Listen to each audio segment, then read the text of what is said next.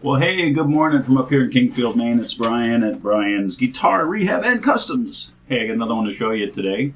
This is a 1969 Guild D-35 Dreadnought, spruce top, mahogany back and sides. Hoboken label in this one.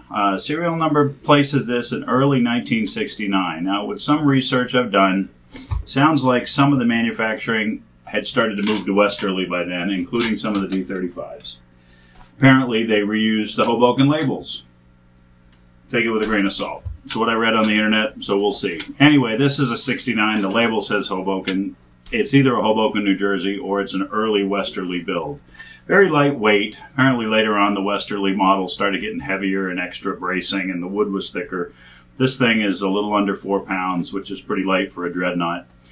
At any rate, this one came to me somewhat rough shape, but the thing that really caught my eye was that the top was pretty much immaculate. There are no cracks on this top. We've got this one little bump mark, which seems to happen sometimes. People hit the side of them, they bang them into something, and they get a little compression. I've actually got one on my Guild F412 12-string. It does not go all the way through. It's just here on the top. It's like a compression of the wood. But the top itself is absolutely spotless. The back and sides, however, when I got them, you can see in the pictures in my listing, had a really bad lower bout crunch right here, which also included a heel block break that was cracked right in the middle, right where your end pin would go. Had a couple cracks on the back itself, and one side crack that ran along the edge. So what I did is I pulled the back off to get to all of this. The heel block is completely repaired now. This crunch, which if you look at the pictures in my listing, you'll see how bad it looked, and you can't even see it anymore. That's all cleaned up. The back cracks, same thing. Those have all been glued, cleated on the inside. Side cracks reinforced, back cracks small round spruce cleats. I did a neck reset at the same time. So this has a very comfortable like 5/64 low E, and about 3/30 or a little under 4/64, 1/16 on the high E. Lots of saddle left if this ever needs to come down. Truss rod functions beautifully. I've actually gotten the relief set to a very comfortable level around 7, about 0.07 under the 7th fret, and it moves very comfortably. So I actually backed it off too much and I was getting fret buzz. Has a brand new saddle. The nuts original.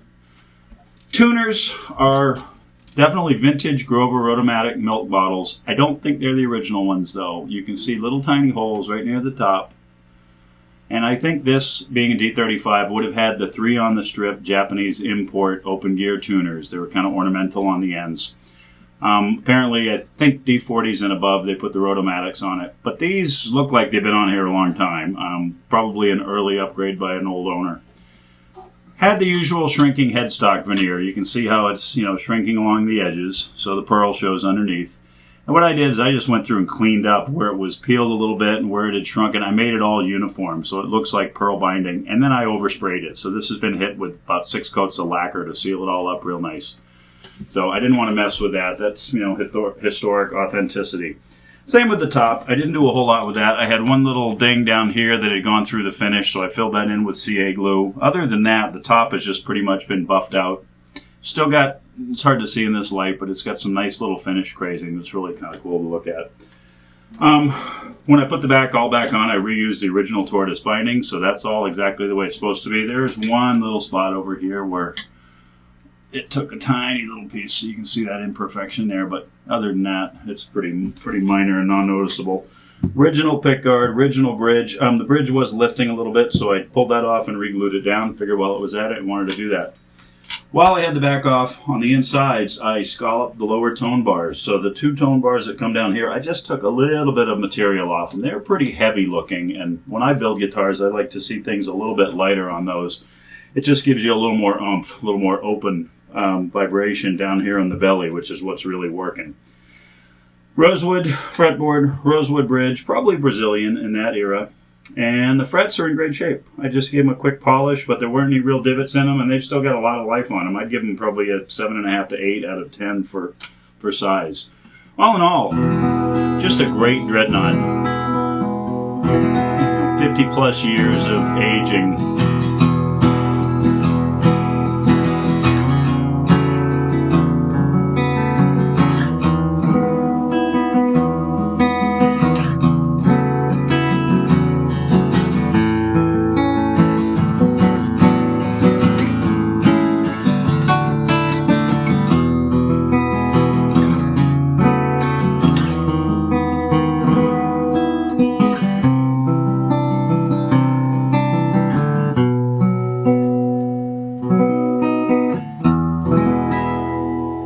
an 11/16 nut, about 2 1/8 string spacing down here. So I'm finding it to be more of a flat picker really than a finger picker. My big old fat fingers are not very great anyway, and but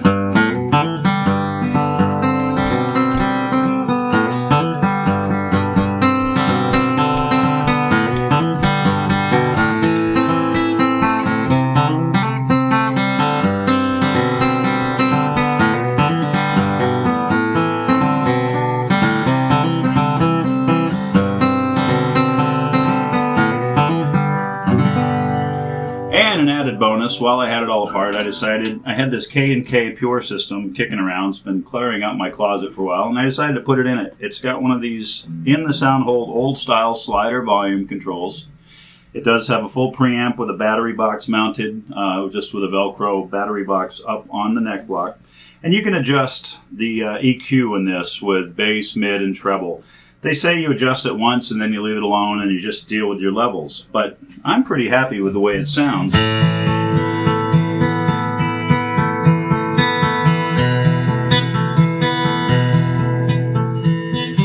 wish I could play.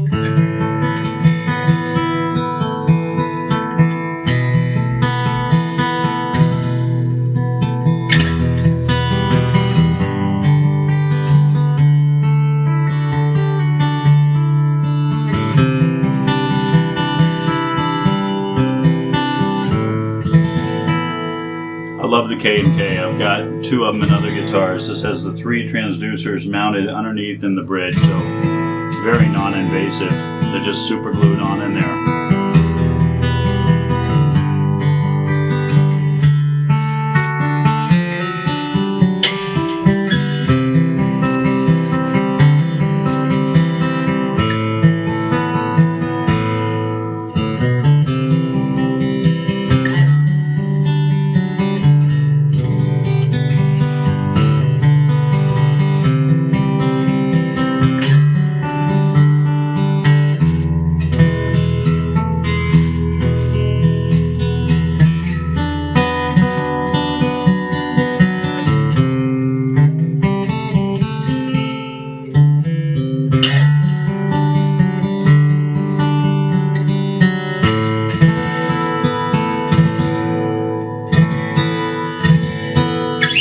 Anyway, 1969 Guild D-35 Dreadnought, Hoboken label, sort of restored, reset, spiced up, cleaned up.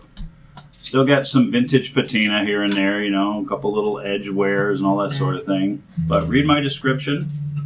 This is available for sale now. Thanks a lot for looking. See ya.